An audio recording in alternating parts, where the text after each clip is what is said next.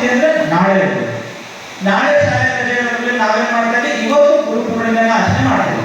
ಹಾಗಾದ್ರೆ ಸರ್ವಪಲ್ಲಿ ರಾಧಾಕೃಷ್ಣ ಅವರು ಶ್ರೇಷ್ಠವಾದಂತ ಶಿಕ್ಷಕರಾಗಿದ್ರು, ಸರ್ವಕಾಲಿಕ ದಾಖಲೆ ಮಾಡಿದ್ರು.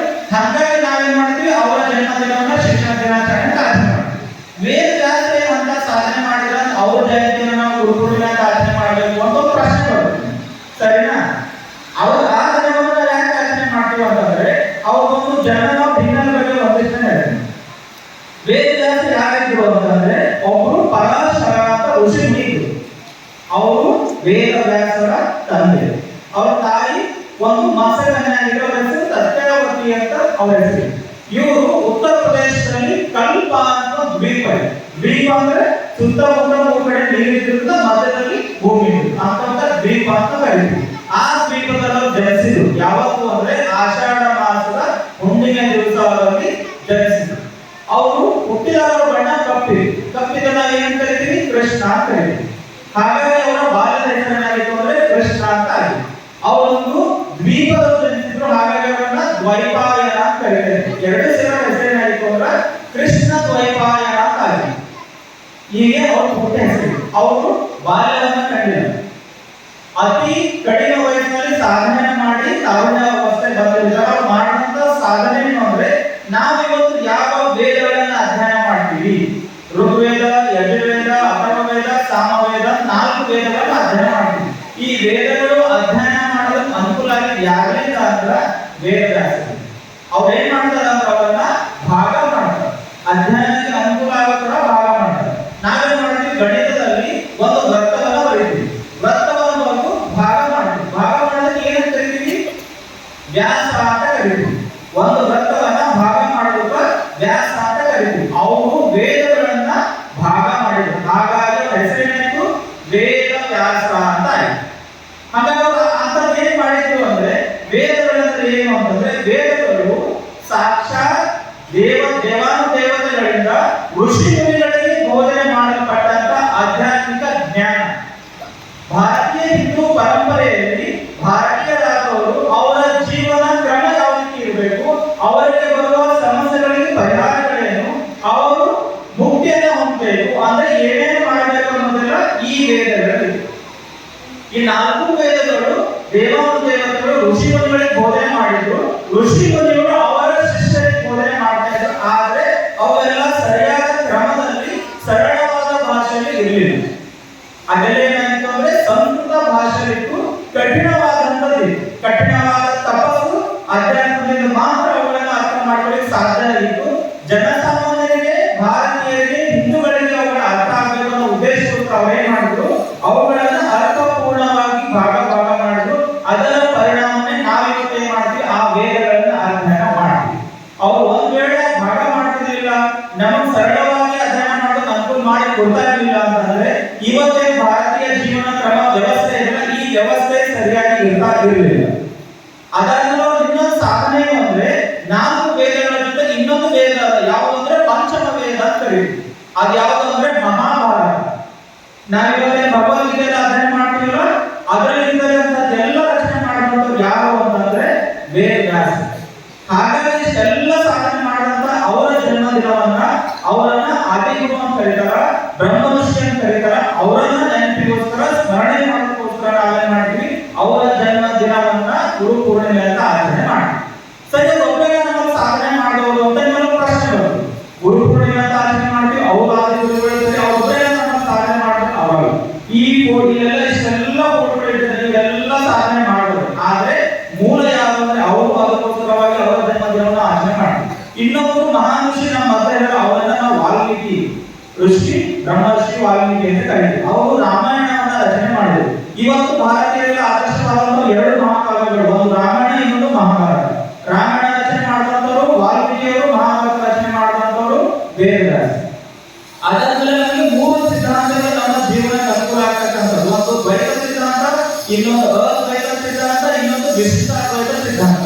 ಈ 3 ಸಿದ್ಧಾಂತ ಕೊಟ್ಟಂತವರು ಶಂಕರಾಚಾರ್ಯರು, ಮಧ್ವಾಚಾರ್ಯರು, ರಾಮಾನುಜಾಚಾರ್ಯರು. ಇವುಗಳನ್ನು ಸಹ ನಾವು ಗುರು ಪೂರ್ಣಿಮೆಯಿಂದ ಸ್ಮರಿಸಬಹುದು. ಇವತ್ತು ಯುವಶಕ್ತಿಗಳಿಗೆಲ್ಲ ಪೂಜೆ ಆಗ್ತಾರೆ ಯಾರಂದ್ರೆ ವಿವೇಕಾನಂದ. ಅವರು ಆ ಹಂತದ ಸಾಧನೆ ಮಾಡೋದು ಪೂಜೆ ಆಗೋದು ಅವ್ರು ಯಾರಂದ್ರೆ ರಾಮಕೃಷ್ಣ ಪರಮಹಂಸ. ಹಾಗಾಗಿ ನಾವು ವಿವೇಕಾನಂದ ರಾಮಕೃಷ್ಣ ಪರಮಹಂಸರನ್ನು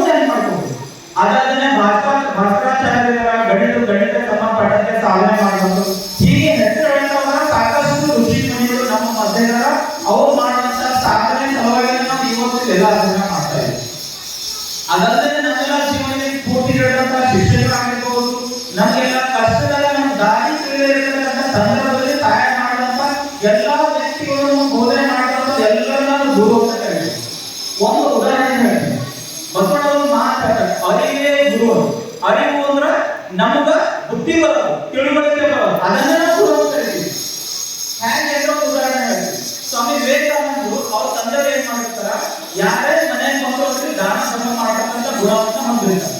ಮನೆಗೆ ಯಾರ್ಯಾರು ಬಂದು ಖಾಲಿ ಮೇಲೆ ಕಲಿತಾರೆ, ಅವ್ರಿಗೆ ಏನಾದರೂ ದಾನ ಕೊಡ್ತಾ ಇರ್ತಾರೆ. ಒಂದು ದಿವಸ ಏನಾಯ್ತು, ವಿವೇಕಾನಂದ ಅದನ್ನ ನೋಡುದು, ಅವ್ರ ಬಾಲ್ಯ ಹೆಸರು ನರೇಂದ್ರ ನೋಡುದು.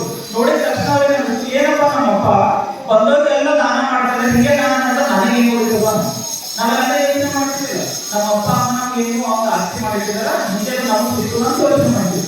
ಹಾಗೆ ವಿವೇಕಾನಂದ ನರೇಂದ್ರ ಯೋಚನೆ ಮಾಡೋದು ಅಂದ್ರೆ ನಮ್ಮಪ್ಪ ಬಂದವರಿಗೆಲ್ಲ ಇದೇ ತರ ಕೊಡ್ತಾ ಇದ್ದಾರೆ, ನನಗೆ ಉಳಿತು ಅಂತ ಯೋಚನೆ ಮಾಡಿ ಧೈರ್ಯ ಮಾಡಿ ಅಪ್ಪನಿಗೆ ಪ್ರಶ್ನೆ ಅಪ್ಪ ಈ ಬಂದವರಿಗೆಲ್ಲ ಇದೇ ತರ ದಾನ ಮಾಡಿದ್ರ ನನಗೆ ಉಳಿತು ಅಂತ. ಅಪ್ಪ ಏನ್ ಮಾಡಿದ್ರು ಅಂದ್ರ ಅವನು ರಟ್ಟೆ ಹಿಡ್ಕೊಂಡು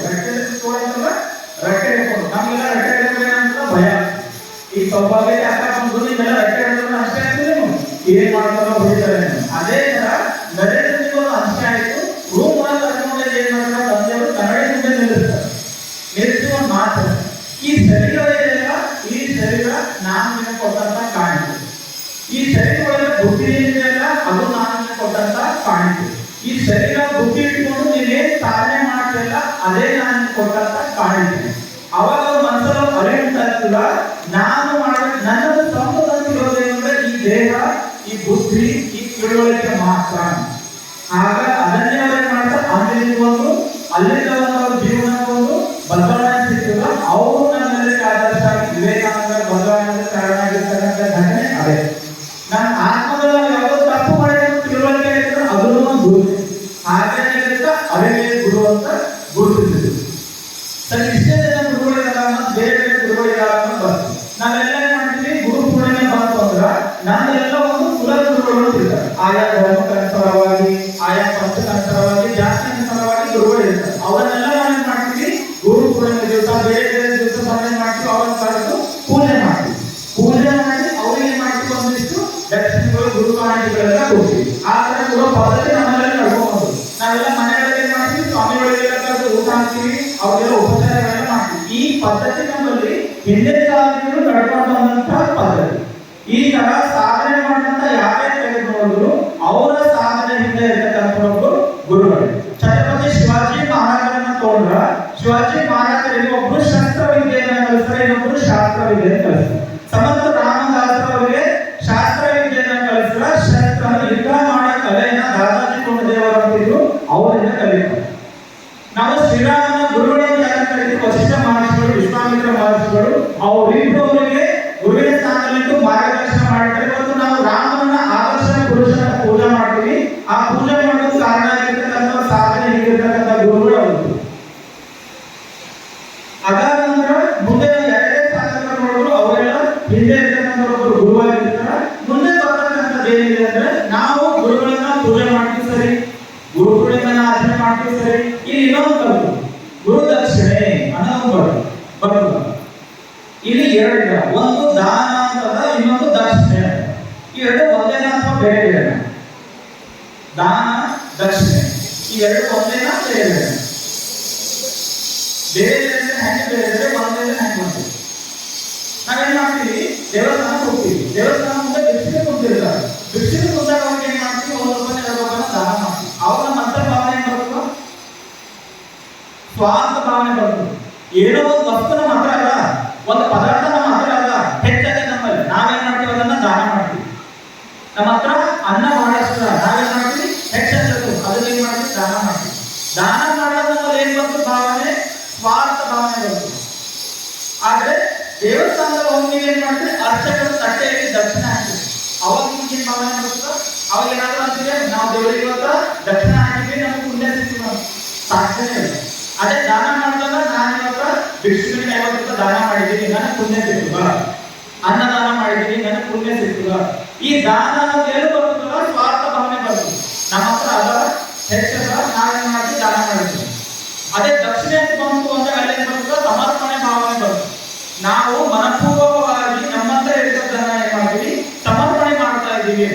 ಅದಕ್ಕೆ ನಾವು ಒಂದೆರಡು ಕಥೆಗಳನ್ನ ಹೇಳ್ತೀವಿ. ಒಂದು ಏಕಲವ್ಯರು ನಿಮ್ಗೆ ಎಲ್ಲರಿಗೂ ಗೊತ್ತಿರ್ಬೋದು. ಏಕಲವ್ಯ ದ್ರೋಣಾಚಾರ್ಯ ಕಥೆ ಗೊತ್ತಿರ್ಬೋದು. ದ್ರೋಣಾಚಾರ್ಯ ಏನ್ ಮಾಡ್ತಾರೆ ಅಂತ ಅರ್ಜುನನಿಗೆ ಮಾತು ಕೊಟ್ಟಿರ್ತಾರೆ. ಶ್ರೇಷ್ಠವಾದ ಬಿಲ್ಲುಗಾರ ಯಾರು ಅಂತಂದ್ರೆ ಅರ್ಜುನನ ಗುರುಗಳು ದ್ರೋಣಾಚಾರ್ಯ. ದ್ರೋಣಾಚಾರ್ಯರು ಬಿಲ್ಲಿಗೆ ಕಲಿಸಬೇಕಾದ್ರೆ ಅರ್ಜುನನಿಗೆ ಒಂದು ಮಾತು ಕೊಡ್ತಾರೆ. ಏನಂತಂದ್ರ, ನಾನು ಕ್ಷತ್ರಿಯ ಕುಲದವರಿಗೆ ಬಿಟ್ಟು ಬೇರೆ ಯಾರಿಗೂ ಬಿಲ್ಲಿಗೆ ಕಲಿಸಲ್ಲ ಅಂತ ಮಾತು ಕೊಟ್ಟಿರ್ತಾರೆ.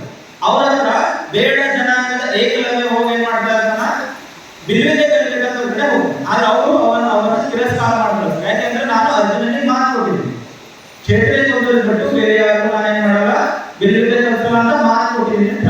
ಆದ್ರೆ ನಾನು ಏಕಲವ್ಯ ಛಲ ಬಿಡಲಾರ್ದೇನೆ ಗುರು ದ್ರೋಣಾಚಾರ್ಯರ ಒಂದು ಪ್ರತಿಮೆ ಮಾಡಿ ಮೂರ್ತಿ ಮಾಡಿ ಅದ್ರ ಎದುರುಗಡೆ ಬಿಲ್ವಿದ್ಯೆ ಅಭ್ಯಾಸ ಮಾಡ್ತಾರ. ಬಿಲ್ವಿದ್ಯೆ ಪ್ರವೀಣ ಅಂತ ಒಂದು ವಿಶೇಷವಾದ ವಿದ್ಯೆ ಕಲಿತಿರ್ತಾರ. ಅದನ್ನ ನಾವು ಶಬ್ದವೇದಿ ವಿದ್ಯೆ ಅಂತ ಕರಿತೀವಿ. ಶಬ್ದವೇದಿ ಅಂದ್ರೆ ಯಾವ ಕಡೆ ಯಾವ ಪಕ್ಷಿಯ ಪ್ರಾಣಿಯ ಶಬ್ದ ವ್ಯವಸ್ಥೆ ಇರುತ್ತೋ ಆ ಕಡೆಗೆ ಬಾಣವನ್ನು ಗುರಿ ಇಟ್ಟು ಹೊಡೆದ ನೇರವಾಗಿ ಬಾಣ ಏನಂತ ಯಾವ ಪ್ರಾಣಿ ಶಬ್ದ ಮಾಡುತ್ತೋ ಯಾವ ಪಕ್ಷಿ ಶಬ್ದ ಮಾಡುತ್ತೋ ಆ ಪಕ್ಷಿಗೆ ಹೋಗಿ ಬಡಿದೆ. ಈ ವಿದ್ಯೆ ಅನ್ನೋದು ಯಾವಂದ್ರೆ ಇದು ಒಂದು ಅರ್ಜುನನಿಗೆ ದ್ರೋಣಾಚಾರ್ಯ ಹೇಳ್ಕೊಟ್ಟಿರ್ತಾರ. ಆದ್ರೆ ಏಕಲವ್ಯ ಏನ್ ಮಾಡಿರ್ತಾರ, ದ್ರೋಣಾಚಾರ್ಯರ ಪ್ರತಿಮೆಯನ್ನು ಇಟ್ಕೊಂಡು ಅದ್ರ ಮುಂದೆ ಕಠಿಣ ಅಭ್ಯಾಸ ಮಾಡಿ ಏನ್ ಮಾಡಿರ್ತಾರ ಆ ಸಾಧನೆ ಮಾಡಿರ್ತಾರ. ಒಂದು ದಿವಸ ಒಂದು ಪ್ರಾಣಿ ಶಬ್ದ ಮಾಡಿದ ಅರ್ಜುನ ಮಾತ್ರ ಏಕಲವ್ಯ ಇಬ್ರು ಒಂದೇ ಸಮಯ ಮಾಡಿದ್ರ ಆ ಶಬ್ದವನ್ನು ಕೇಳಿ ಬಾಣ ಬಿಡ್ತಾರೆ. ಆದ್ರೆ ಅರ್ಜುನ ಬಿಟ್ಟಿರ್ತಕ್ಕಂಥ ಬಾಣ ಆ ಪ್ರಾಣಿ ಹೋಗಿ ತಾಕಲ್ಲ. ಆದ್ರೆ ಏಕಲವ್ಯ ಬಿಟ್ಟಿರ್ತಕ್ಕಂಥ ಬಾಣ ಆ ಪ್ರಾಣಿ ತಾಕಿಲ್ಲ. ಅದನ್ನ ಅರ್ಜುನ ನೋಡ್ತಾನೆ. ಅರ್ಜುನಿಗೆ ಸಂದೇಹ ಬರ್ತದೆ, ವಿವಿಧ ಪ್ರವೀಣ ಶಬ್ದವೇದಿ ವಿದ್ಯೆಯನ್ನು ಕಲಿತಂದ್ರು ನಾನು ಒಬ್ಬನೇ, ಅದಕ್ಕೆ ಯಾವುದೋ ಹೊಸ ಬಾಣ ಯಾರು ನೋಡಿದ ಏಕಲವ್ಯ ಬಿಡ್ತಾನೆ. ಏಕಲವ್ಯನಿಗೆ ಹೋಗಿ ಕೇಳಿದಾಗ ಗೊತ್ತಾಗುತ್ತೆ ಅವ್ರ ಗುರುಗಳು ದ್ರೋಣಾಚಾರ್ಯ. ಅರ್ಜುನಿಗೆ ಸಂದೇಹ ಬರ್ತದ, ನನ್ನ ಗುರುಗಳನ್ನ ದ್ರೋಹ ಮಾಡಿದಾರ ಸಂದೇಹ ಬರ್ತದೆ.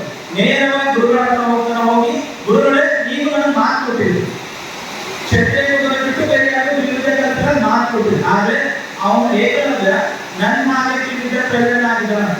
ಅವಾಗ ದ್ರೋಣಾಚಾರ್ಯರಿಗೆ ಆಶ್ಚರ್ಯ ಆಗ್ತದೆ, ಯಾಕಂದ್ರೆ ಅವ್ರು ಬಿಲ್ಬೇಕ ಕೊಟ್ಟಿದ್ರು.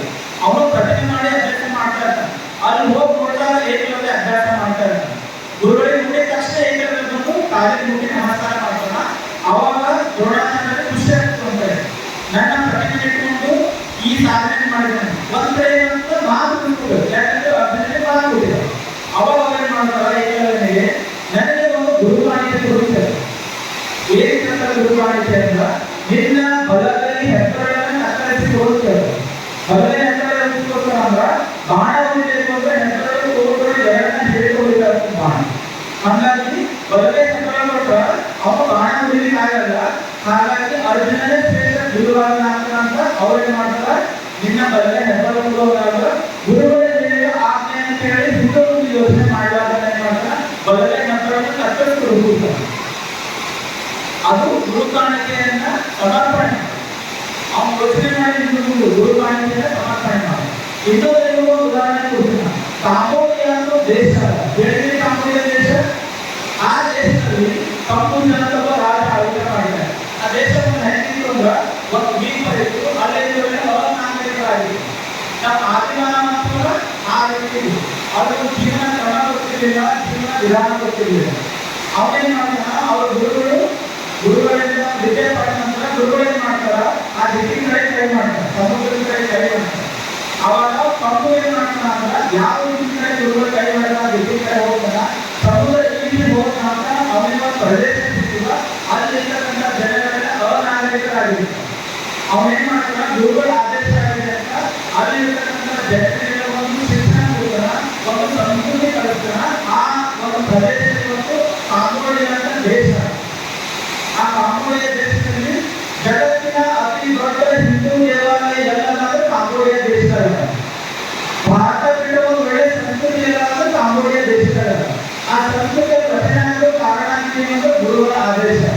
ಆ ಕಾಂಬೋಡಿಯಾ ದೇಶವನ್ನ ಗುರುಗಳಿಗೆ ಕಾಣಿಕೆಯಾಗಿ ಕಂಬುಜ ಕೈಗೊಳ್ಳ ಅವನು ಕೊಟ್ಟಿರ್ತಾನೆ.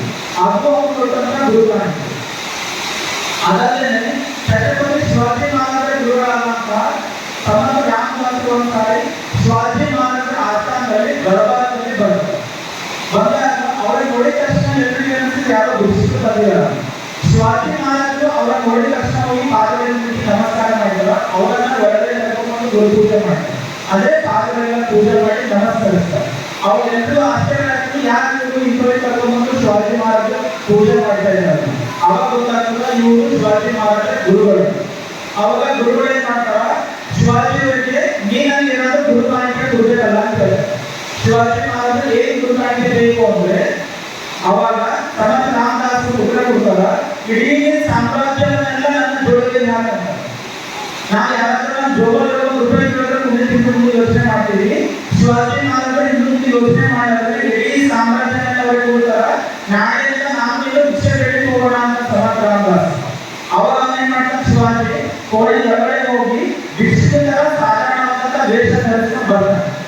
ಬಂದಾಗ ಅವಾಗ ಋಷಿಮುನಿಗಳು ನಾನು ಸ್ವಲ್ಪ ವಿಶ್ರಾಂತಿ ತಗೋಬೇಕಂತ ವಿಶ್ರಾಂತಿ ತಗೋಬೇಕಾದ್ರೆ ಅವ್ರ ಹತ್ರನೇ ಪಾದ ಸೇವೆ ಮಾಡ್ತಾ ಶಿವಾಜಿ ಮಹಾರಾಜರು ಕೂತಿರ್ತಾರ. ಅವ್ರು ಎಚ್ಚರ ಹೇಳ್ತಾರ, ನೀನು ನನಗೆ ಗುರುಗಾಣಿಕೆಗೆ ಸಮರ್ಪಿಸಿದಂತ ಈ ಒಂದು ಸಾಮ್ರಾಜ್ಯವನ್ನು ನಾನೇ ಮಾಡಿ, ಈ ಸಾಮ್ರಾಜ್ಯವನ್ನ ನೀನೇ ಆಳ್ವಿಕೆ ಮಾಡು, ನೀನು ನನಗೆ ಗುರುಗಾಣಿಕೆ ಕೊಟ್ಟಿದ್ದನ್ನು ಸಮರ್ಪಣೆ ಆಗಿದೆ ಅಂತ ಹೇಳ್ತಾರೆ. ಈ ರೀತಿ ದಾನ ಮತ್ತು ದಕ್ಷಿಣೆ ಎರಡು ಪದಗಳಿರುವ ವ್ಯತ್ಯಾಸ ಏನಂದ್ರೆ, ದಾನ ಮಾಡಿದ ನಮ್ಮಲ್ಲಿ ಸ್ವಾರ್ಥ ಭಾವನೆ ಬರ್ತದ, ದಕ್ಷಿಣೆ ಮಾಡಿದಲ್ಲಿ ಸಮರ್ಪಣೆ ಭಾವನೆ ಬರ್ತದೆ. ಹಾಗಾದ್ರೆ ಸಮರ್ಪಣೆ ಅನ್ನೋದು ಯಾವ ರೀತಿ ಇರಬೇಕು, ದಾನ ಅನ್ನೋದು ಯಾವ ರೀತಿ ಇರಬೇಕು ಅಂತ ಪ್ರಶ್ನೆ ಬರ್ತದೆ. ದಾನ ಅಂದ್ರೆ ನಮ್ಮ ಹತ್ರ ಹೇಳ್ತಾರೆ ಒಂದು ಪಾಲ್ಮಾವನೆ ಮಾಡಬಹುದು, ಯಾರಿಗಾದ್ರೂ ದಾನ ಮಾಡಬಹುದು. ಆದ್ರೆ ದಕ್ಷಿಣೆ ಅಂದ್ರೆ ಹೆಂಗಿರ್ಬೇಕು ಅಂದ್ರೆ, ನಾವು ದಕ್ಷಿಣೆ ಹಾಕ್ಬೇಕಾದ್ರೆ ನಮ್ಗೆ ತ್ರಾಸ ಆಗ್ಬೇಕು. ಪ್ರಾಚೀನ ಗ್ರಂಥಗಳ ಉಲ್ಲೇಖ ಏನದ ಅಂದ್ರೆ, ಯಾವುದೇ ಒಬ್ಬ ವ್ಯಕ್ತಿ ಗುರುಗಾಣಿಕೆ ಸಮರ್ಪಣೆ ಮಾಡಬೇಕು ಅಂದ್ರ 12ನೇ ಒಂದು ಪಾಲು ಸಮರ್ಪಣೆ ಮಾಡಬೇಕು ಅಂತ. 12ನೇ ಒಂದು ಪಾಲು ಅಂದ್ರ ವಿದ್ಯಾರ್ಥಿಗಳಿಗೆ ಅನ್ವಯ ಆಗಲ್ಲ. ಯಾರು ಉದ್ಯೋಗ ಮಾಡ್ತಾ ಇರ್ತಾರೋ, ಕೆಲಸ ಮಾಡ್ತಾ ಇರ್ತಾರೋ ಅವರ ದುಡಿಮೆಯ ಒಂದು ಪಾಲನೆ ಏನ್ ಮಾಡ್ಬೇಕು ಅಂದ್ರೆ ಗುರುಗಳು. ಅದು ಯಾವುದೇ ವ್ಯಕ್ತಿ ರೂಪದಲ್ಲಿರ್ಬೋದು, ವಸ್ತು ರೂಪದಲ್ಲಿರ್ಬೋದು, ತತ್ವ ರೂಪದಲ್ಲಿರ್ಬೋದು, ಯಾವುದೇ ರೂಪದಲ್ಲಿರ್ತಕ್ಕಂಥ ಗುರುವಿಗೆ ಸಮರ್ಪಣೆ ಮಾಡಬೇಕು. ಕೆಲವರು ಸಮಾಜ ಸೇವೆ ಮಾಡ್ತಾ ಇರ್ತಾರೆ, ಸಮಾಜ ಸೇವೆಯವರಿಗೆ ಒಂದಿಷ್ಟು ಸಮರ್ಪಣೆ ಮಾಡಿದಂತ ಹಣ ಉಪಯೋಗ ಆಗ್ತದೆ. ಅದು ಹಣ ಅಂತ ಅನ್ಸ್ಕೊಳ್ಳಲ್ಲ. ದಕ್ಷಿಣ ಅಂದ್ರೆ ಸಮರ್ಪಕ ಭಾವದಲ್ಲಿ ನಾವು ಕೊಟ್ಟಂತ ಒಂದು ಕಾಣಿಕೆ. ನಾವೇ ಗುರು ಅನ್ಕೊಂಡಿರ್ತೀವಲ್ಲ, ತತ್ವ ಆಗಿರ್ಬೋದು, ವ್ಯಕ್ತಿ ಆಗಿರ್ಬೋದು, ವಸ್ತು ಆಗಿರ್ಬೋದು, ಅವುಗಳಿಗೆ ನಾವು ಕೊಟ್ಟಂತ ಕಾಣಿಕೆ. ಅದು ಯಾವುದಕ್ಕೋಸ್ಕರ ಉಪಯೋಗ ಅಂದ್ರೆ ಸಮಾಜದಲ್ಲಿ ಬದಲಾವಣೆ ಮಾಡೋದಕ್ಕೋಸ್ಕರ, ಸಾಮಾಜಿಕ ಕಾರ್ಯಗಳಿಗೋಸ್ಕರ ಉಪಯೋಗ ಆಗ್ತದೆ. ಹಾಗಾಗಿ ನಮ್ಮ ಸಮರ್ಪಣೆ ಹೆಂಗಿರಬೇಕು ಅಂದ್ರ, ನಾವು ಕೊಡಬೇಕಾದ್ರೆ ಒಂದು ತ್ರಾಸ ಆಗ್ಬೇಕು. ನಾವು ಯಾರಾದ್ರೂ ಹಣ ತಗೊಂಡ್ರ ವಾಪಸ್ ಬಡ್ಡಿ ಸಮೇತ ಕೊಡಬೇಕಾದ್ರೆ ಒಂದು ತ್ರಾಸ ಆಗ್ತಲ್ಲ. 10,000 ರೂಪಾಯಿ 20,000 ರೂಪಾಯಿ ಅಂದ್ರೆ ನನ್ನ 10,000 ರೂಪಾಯಿ ಹೆಚ್ಚು ಕೊಡ್ತಾರೆ, ಒಂದು ತ್ರಾಸ ಆಗ್ತದೆ. ಆ ತರ ದಕ್ಷಿಣ ಹಾಕ್ಬೇಕಾದ್ರೆ ನಮ್ಗೆ ತ್ರಾಸ ಆಗ್ತದೆ. ಮಕ್ಕಳು ಏನ್ ಮಾಡ್ಬೇಕು ಅಂದ್ರ, ಈ ವರ್ಷ ನೀವು ಬಂದೇ ಮಾಡ್ತಾ ಇದ್ರೆ ಗುರುಗಾಣಿಕೆ ಹಾಕ್ತಾ ಇದೆ, ಮುಂದಿನ ವರ್ಷದಿಂದ ಏನ್ ಮಾಡ್ಬೇಕು ಅಂದ್ರೆ ಪ್ರತಿ ದಿವಸ ನಿಮಗೆ ಸಾಧ್ಯ ಆಯ್ತು ಅಂದ್ರೆ 1 ರೂಪಾಯಿ ಏನ್ ಮಾಡಿ ಅಂದ್ರೆ ಕಾಣಿಕೆ ರೂಪದಲ್ಲಿ ತೆಗೆದಿಡಿ. ಯಾವಾಗಲೂ ಹುಂಡಿಯಲ್ಲಿ ಕಾಣಿಕೆ ರೂಪದಲ್ಲಿ ತೆಗೆದಿಡಿ. ವರ್ಷಕ್ಕೊಂದ್ಸಲ ಈ ರೀತಿ ಗುರುಪೂಜೆ ಉತ್ಸವ ಬಂದಾಗ ಆ ಕಾಣಿಕೆ ಎಲ್ಲ ತಂದು ಸಮರ್ಪಣೆ ಮಾಡಿ. ಒಂದು ದಿವಸ 1 ರೂಪಾಯಿ ದೊಡ್ಡ ವಿಷಯ. ನಾವು ಎಷ್ಟೋ ರೂಪಾಯಿ ಮಾಡ್ತೀವಿ, ತಿಂಡಿ ಖರ್ಚು ಮಾಡ್ತೀವಿ. ತಿಂದಿರೋ ಆಹಾರ 24 ಗಂಟೆ ನಾವು ದೇಹದೊಳಗಿರಲ್ಲ, ಹಾಳಾಗ್ತದೆ. ಆದ್ರೆ ನೀವು ಸಮರ್ಪಣೆ ಮಾಡುವಂತ ಕಾಣಿಕೆ ಏನಲ್ಲ, ಅದು ಯಾವುದೋ ಒಂದು ಸಾಮಾಜಿಕ ಕಾರ್ಯಗಳಿಗೋಸ್ಕರ ಉಪಯೋಗ ಆಗ್ತದೆ. ಅದರಿಂದ ಸಿಕ್ಕಂತ ಪುಣ್ಯ ಏನಲ್ಲ, ಖುಷಿ ಏನಲ್ಲ, ಅದು ಜೀವನ ಪರ್ಯಂತ ಇರ್ತದೆ. ದಾನದಿಂದ ಅಂದ್ರೆ ದಾನ ಮಾಡ್ತಿರಲ್ಲ, ಅದರಲ್ಲೇ ಸಿಗೋ ಖುಷಿ ನಿಮಗ ಶಾಶ್ವತವಾಗಿರಲ್ಲ. ಮತ್ತೊಬ್ಬ ಖುಷಿಯ ಬಂದ ಅವರಿಗೂ ದಾನ ಮಾಡ್ತೀವಿ, ಮತ್ತೊಬ್ಬ ಬಂದಿರ್ತಾರೆ ಅವರಿಗೂ ದಾನ ಮಾಡ್ತೀವಿ. ಅದೇ ದಕ್ಷಿಣ ಬಂದಾಗ ಸಮರ್ಪಣೆ ಭಾವ ಬರ್ತದೆ. ಇವಾಗ ಎಲ್ಲ ಮಾಡಬೇಕಾಗಿರೋದು ಗುರುಗಾಣಿಕೆ ಕೊಡಬೇಕಾಗಿದೆ. ಏನು ಅಂದ್ರೆ ನಿಮ್ಮ ಹೆಸರುಗಳನ್ನು ಕತ್ತರಿಸ್ಕೊಡ್ಬೇಕಾಗಿಲ್ಲ. ನೀವೇ ಯಾವುದೋ ದೇಶಕ್ಕೆ ಹೋಗಿ ಅಲ್ಲಿದ್ದವರಿಗೆಲ್ಲ ಸಂಸ್ಕೃತಿ ಕಲಿಸಿ ಅಲ್ಲಿದ್ದವರಿಗೆಲ್ಲ ಮಾಡಿ ಇಲ್ಲಿ ಹೊಸ ದೇಶ ಉಂಟಾಗಬೇಕಾಗಿಲ್ಲ. ಅಥವಾ ಶಿವಾಜಿ ಮಹಾರಾಜರಲ್ಲಿ ಸಾಮ್ರಾಜ್ಯಗಳ ಒಂದು ಜೋಳಿಗೆಗಳನ್ನ ನಿಮ್ಮ ಹತ್ರ ಎಲ್ಲ ವಸ್ತುಗಳ ಜೋಳಿಗೆಗಳನ್ನು ಕಾಣಿಕೆ ಸಮರ್ಪಣೆ ಆಗಲ್ಲ. ಗುರುಗಾಣಿಕೆಯ ವರ್ಷಕ್ಕೆ ಒಂದ್ಸರಿ ಸಮರ್ಪಣೆ ಮಾಡ್ತೀವಿ. ನೀವು ನಿಜವಾಗ್ಲೂ ನಾವೆಲ್ಲ ಗುರುಗಳಿಗೆ ನಮ್ಮ ಕೂಡ ಕಾಣಿಕೆ ಏನು ಅಂತಂದ್ರೆ, ಇಲ್ಲಿಂದ ಒಳ್ಳೆಯ ಶಿಕ್ಷಣ ಪಡೆದುಕೊಂಡು ಮುಂದೆ ಸಮಾಜದಲ್ಲಿ ಉನ್ನತ ಸ್ಥಾನದಲ್ಲಿ ನಿಂತ್ರೆ ಅಂದ್ರೆ ಅದೇ ನಿಜವಾಗ್ಲೂ ಗುರುಗಳಿಗೆ ಕೊಡ್ತಕ್ಕಂಥ ಕಾಣಿಕೆ. ನಿಜವಾಗ್ಲೂ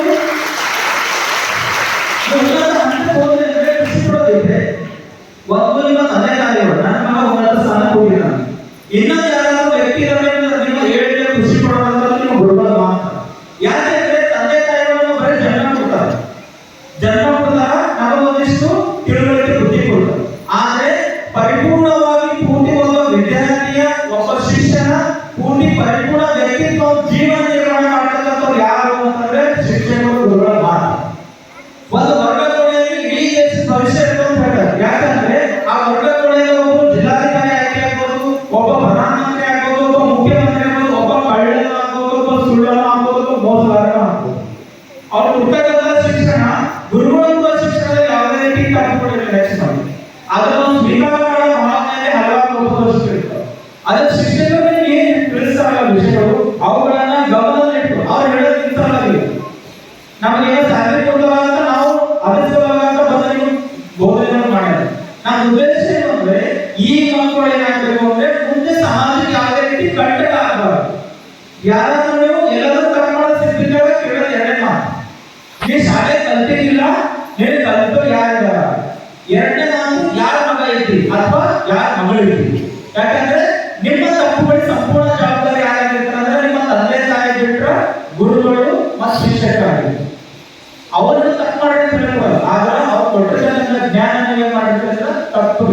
ಬಂದಿದ್ದೀವಿ. ಹಾಗಾಗಿ ನಿಜವಾಗ್ಲೂ ಕೂಡ ಗುರುಕಾಣಿಕೆ ಏನು ಅಂತಂದ್ರೆ ನೀವು ಉನ್ನತ ಸ್ಥಾನಗಳಿಗೆ ಹೋಗೋದು. ಉನ್ನತ ಸ್ಥಾನಗಳಿಗೆ ಹೋದಾಗ ಅದರಿಂದ ಆಗೋ ಸಂತೋಷ ನಮಗೆ ಏನಲ್ಲ, ಅದೇ ನಾವು ನಿಜವಾಗ್ಲೂ ಸಿಗ್ತಕ್ಕಂಥ ಗುರುಕಾಣಿಕೆ. ಇನ್ನು ಮುಂದೆ ನೀವೆಲ್ಲ ಏನ್ ಮಾಡ್ಬೇಕು ಅಂದ್ರೆ ಪ್ರತಿ ದಿವಸ ಸಾಧ್ಯ ಆದ್ರೆ ಒಂದು ಹುಂಡಿ ಸಿಕ್ತು, ಆ ಹುಂಡಿ ತಗೊಂಡು ಪ್ರತಿ ದಿವಸ ಒಂದೊಂದು ರೂಪಾಯಿನ ಕೂಡಿಡಿ. ಸಾಧ್ಯ ಆಗಿಲ್ಲ ವಾರ 10 ರೂಪಾಯಿ ಅದರಲ್ಲಿ ಕೂಡಿಡಿ. ವರ್ಷಕ್ಕೆ ಎಷ್ಟಾಗ್ತದ? 500 ರೂಪಾಯಿನ 1000 ರೂಪಾಯಿ ಅದನ್ನ ತಂದು ಸಮರ್ಪಣೆ ಮಾಡಿ. ಆ ಸಮರ್ಪಣೆ ಮಾಡಿದ್ರೆ ಏನಾಗ್ತದ? ಗೋವಿ ಮನೆಗೆ ಉಪಯೋಗ ಆಗ್ತದ, ಅಥವಾ ಯಾವುದೋ ಬೇರೆ ಬೇರೆ ಬೇರೆ ಬೇರೆ ಸಾಮಾಜಿಕ ಕಾರ್ಯಗಳಿಗೆ ಉಪಯೋಗ ಆಗ್ತದೆ. ನಿಮ್ಮ ಹತ್ರ ಯಾರ ಹತ್ರ ವ್ಯವಸ್ಥೆ ಇರ್ತದೆ, ನೀವು ಶಾಲೆಗಳಿಗೆ ಮತ್ತು ವಿದ್ಯಾಭ್ಯಾಸಗಳು ಮಾಡಿ. ಎಷ್ಟೋ ಜನ ಗುರುಸಲಿದ್ದಾರೆ, ಅವ್ರಿಗೆ ವಿದ್ಯಾಭ್ಯಾಸ ಮಾಡಲು ಪುಸ್ತಕಗಳಿಲ್ಲ, ಅವ್ರಿಗೆ ಕುಡಿಯಲು ಒಳ್ಳೆ ಬಟ್ಟೆ ಇಲ್ಲ, ಹೊಟ್ಟೆ ತುಂಬ ಕೂಡೋದು ಊಟ ಮಾಡಲ್ಲ, ಅಂತ ಜನಗಳಿದ್ದಾರೆ. ಅಂತವ್ರಿಗೋಸ್ಕರ ನೀವು ಕೊಟ್ಟಂತ ಗುರುಕಾಣಿಕೆ ಉಪಯೋಗ ಆಗ್ತದೆ. ಎಷ್ಟೋ ಜನ ಶಾಲೆಗಳ ಮುಖನೇ ನೋಡಿಲ್ಲ, ಅವ್ರೇನ್ ಮಾಡಲ್ಲ, ಬೆಳಗ್ಗೆಯಿಂದ ಸಂಜೆವರೆಗೂ ಎಲ್ಲೋ ಒಂದು ಕಡೆ ಇಟ್ಟಿರ್ತಾರೆ. ಅಂತವರ ಒಳ್ಳೆ ಕಾರ್ಯಗಳಿಗೋಸ್ಕರ ಉಪಯೋಗ. ಎಷ್ಟೋ ಜನ ರೋಗಿಗಳಿದ್ದಾರೆ, ಅವ್ರಿಗೆ ಸರಿಯಾಗಿ ಆಸ್ಪತ್ರೆಗಳಿಗೆ ಹೋಗೋದಕ್ಕೆ. ನಿಮಗೆ ತಂದೆ ತಾಯಿಗಳಿದ್ದಾರಲ್ಲ, ಹಂಗೆ ಅವ್ರಿಗೂ ತಂದೆ ತಾಯಿಗಳಿದ್ದಾರೆ, ಅವ್ರ ಮಕ್ಕಳಿದ್ದಾರೆ. ಒಂದ್ ವೇಳೆ ಆ ತಂದೆ ಅಥವಾ ಕುಟುಂಬ ಮುಖ್ಯಸ್ಥ ಏನೋ ಒಂದು ರೋಗಕ್ಕೆ ಬರ್ತಾ ಇದ್ದಾರ, ಅವ್ರಿಗೆ ಒಂದು ಒಳ್ಳೆ ಆಸ್ಪತ್ರೆ ಟ್ರೀಟ್ಮೆಂಟ್ ದುಡ್ಡು ಸಿಕ್ಕಿಲ್ಲ ಅಂದ್ರೆ ಅವನು ತಂದೆ ತಾಯಿಗಳು ಕಳ್ಕೊಂಡ್ರು ಅಂದ್ರೆ ನಮ್ಮದ ತಂದೆ ತಾಯಿ ಈಗಲೂ ಇದ್ದಾರೆ. ಯಾಕೆಂದ್ರೆ ಅಂಥವ್ರಿಗೆ ಸ್ಪಂದಿಸಿಲ್ಲ ಅಂದ್ರೆ ಅಂತ ಮನಸ್ಸು ಇದ್ದು ಸತ್ತ. ಅದಕ್ಕೆ ಮುಂದೆ ನೀವೆಲ್ಲರ ಮಾಡೋ ವಿನಂತಿ ಬಂದ್ರೆ, ಸಾಧ್ಯ ಆಯಿತು ಅಂದ್ರೆ ವಾರಕ್ಕೆ ಒಂದ್ಸರಿ ಆದರೂ ಗುರುಕಾಣಿಕೆ ರೂಪದಲ್ಲಿ ಏನ್ ಮಾಡಿ ಸಮರ್ಪಣೆ ಮಾಡಿ. ನಿಮ್ಗೆ ಇಷ್ಟ ದೇವತೆ ಯಾರಿದ್ದಾರೋ, ನೀವು ಯಾವುದೇ ರೋಲ್ ಮಾಡಲ್ಲ ಅನ್ಕೊಂಡಿದ್ರೆ ಅವ್ರ ಫೋಟೋ ಇಟ್ಟು ಪ್ರತಿ ದಿವಸ ಅವ್ರಿಗೆ ನಮಸ್ಕಾರ ಮಾಡಬೇಕು. ನಿಮ್ಗೆ ಗುರುಕಾಣಿಕೆ ಅವ್ರ ಹೆಸರು ಸಮರ್ಪಣೆ ಮಾಡಬೇಕು. ವರ್ಷಕ್ಕೊಂದು ದಿವಸ ತಂದು ಈ ತರ ಪೂಜೆ ಮಾಡಿದಾಗ, ಉತ್ಸವ ಮಾಡಿದಾಗ ಆ ಗುರುಕಾಣಿಕೆ ತಂದು ಸಮರ್ಪಣೆ ಮಾಡಬೇಕು. ಇದಿಷ್ಟು ನೀವು ಮಾಡಿದ್ರೆ ಸಾಕು. ಅದಾದ್ಮೇಲೆ ಯಾರು 10ನೇ ತರಗತಿ ಓದ್ತಾ ಇದ್ರು ಅಥವಾ 9ನೇ ತರಗತಿ ಓದ್ತಾ ಇದ್ರು, ಉನ್ನತ ಸ್ಥಾನಗಳಿಗೆ ಹೋಗಿ ತಲುಪಿ ಅಲ್ಲಿಂದನೇ ನೀವು ನನಗೆ ಶಾಲೆ ಕಲಿಸಂತ ಜ್ಞಾನ ಕೊಟ್ಟಂತ ಗುರುಗಳು ಇವರು ಸ್ಮರಿಸಿದ್ರೆ ಸಾಕು, ನೀವು ಉನ್ನತ ಹಂತಗಳಿಗೆ ಹೋದ್ರೆ ಸಾಕು. ಅದು ನಮ್ಗೆ ಕೊಡ್ತಕ್ಕಂಥ ಗುರುಕಾಣಿಕೆ, ಅದೇ ನಿಮ್ಗೆ ಖುಷಿ. ಅದಕ್ಕೆ ಬಿಟ್ಟು ಏನೋ ಒಂದು 5,000 ರೂಪಾಯಿ ತಂದ್ಕೊಟ್ರಿ, ನಮ್ಗೆ ಯಾವುದೋ ಬರ್ಡೇ ಗಿಫ್ಟ್ ತಂದ್ಕೊಟ್ರೆ ನಮ್ಗೆ ಖುಷಿ ಆಗುತ್ತೆ. ನಮ್ಮ ಖುಷಿಯಾಗಿ ಮೊದಲೇ ಕಾರಣಕ್ಕ ನೀವು ಒಳ್ಳೆ ಶಿಕ್ಷಣ ಪಟ್ಟು ಉನ್ನತ ಸ್ಥಾನಗಳಿಗೆ ಹೋದ್ರೆ ನೀವೆಲ್ಲ ರೀತಿ ಮಾಡ್ತೀರ ಅಂತ ನಾನು ಭಾವಿಸ್ತೀನಿ. ನಿಮ್ಮ ಪರವಾಗಿ ನಾನು ಸೌಭಾಗ್ಯವಂತ ಅನ್ನೋದನ್ನ ಮಾತು ಕೊಟ್ಟು ನಮ್ಮ ಮಕ್ಕಳು ಆ ರೀತಿ ಮಾಡಲ್ಲ. ಇಲ್ಲಿಂದ ನಮ್ಮ ಮಕ್ಕಳು ಏನ್ ಮಾಡ್ತಾರೋ ಪ್ರತಿ ದಿವಸ ಗುರುಕಾಣಿಕೆ ಅಂತ ಅವ್ರ ಗುರುಗಳು ಯಾರಿದ್ದಾರೋ, ವಿವೇಕಾನಂದ ಆಗಿರ್ಬೋದು ಅಥವಾ ವಾಲ್ಮೀಕಿ ಅಥವಾ ನಿಮ್ಮ ಮನೇಲಿ ಯಾವ ದೇವರು ಆ ದೇವರ ಫೋಟೋಗಳಿತ್ತು, ಇನ್ನು ದೇವರು ಪ್ರತಿ ದಿವಸ ಅಥವಾ ವಾರದಲ್ಲಿ ಮಾಡ್ತಾರೆ ಗುರುಕಾಣಿಕೆ ಹೋದಾಗ ಸಂಗ್ರಹ ಮಾಡ್ತಾರೆ. ಅದನ್ನ ತಂದು ಸಮರ್ಪಣೆ ಮಾಡ್ತಾರೆ. ನಿಮ್ಮ ಪರವಾಗಿ ನಾನು ಅವ್ರ ಹತ್ರ ಮಾಡ್ಕೊಡ್ತ ಇಲ್ಲಿ ಬಂದು ನಾನು ಸಾಕಷ್ಟು ವಿಷಯಗಳ ಜೊತೆ ಹಂಚ್ಕೊಂಡಿದ್ದ ಸಾಕಷ್ಟು ವಿಷಯಗಳು ಮುಂದೆ ಯಾವ ಅವಕಾಶಗಳ ವಿಷಯಗಳನ್ನು ಹಂಚ್ಕೊತೀನಿ. ನನಗೆ ಇಲ್ಲಿ ಮಾತಾಡೋದಕ್ಕೆ ಅವಕಾಶ ಮಾಡಿಕೊಡುವಂತ ಆಡಳಿತ ಮಂಡಳಿಯವರು ಮತ್ತೆಲ್ಲ ನನ್ನ ಸರ್ಕಾರದ ಎಲ್ಲ ಶಿಕ್ಷಕರು ಮತ್ತು ಇಲ್ಲಿವರೆಗೂ ನನ್ನ ಮಾತುಗಳನ್ನ ಶಾಂತ ರೀತಿಯಲ್ಲಿ ಕುಂತು ಎಲ್ಲ ಆಡಳಿತ ಎಲ್ಲ ಮುತ್ತು ವಿದ್ಯಾರ್ಥಿಗಳಿಗೂ ಪ್ರಣಾಮಗಳನ್ನು ಸಲ್ಲಿಸಿ ನನ್ನ ವಿಷಯಗಳನ್ನ ವಿಭಾಗಗಳನ್ನು ಕೊಡ್ತೀನಿ. ಜೈ ಹಿಂದ್.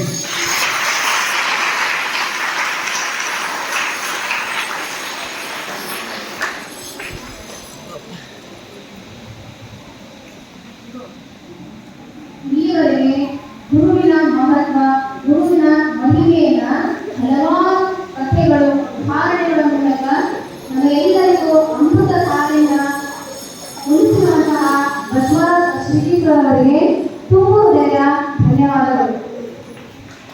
ಈಗ ಮಕ್ಕಳೇ, ಇವಾಗ ಇಷ್ಟವರೆಗೂ ಗುರುಜಿಯವರು ಹೇಳಿದ್ರು ಸಮರ್ಪಣೆ ಗೊತ್ತಾಯ್ತಾ? ಸಮರ್ಪಣೆ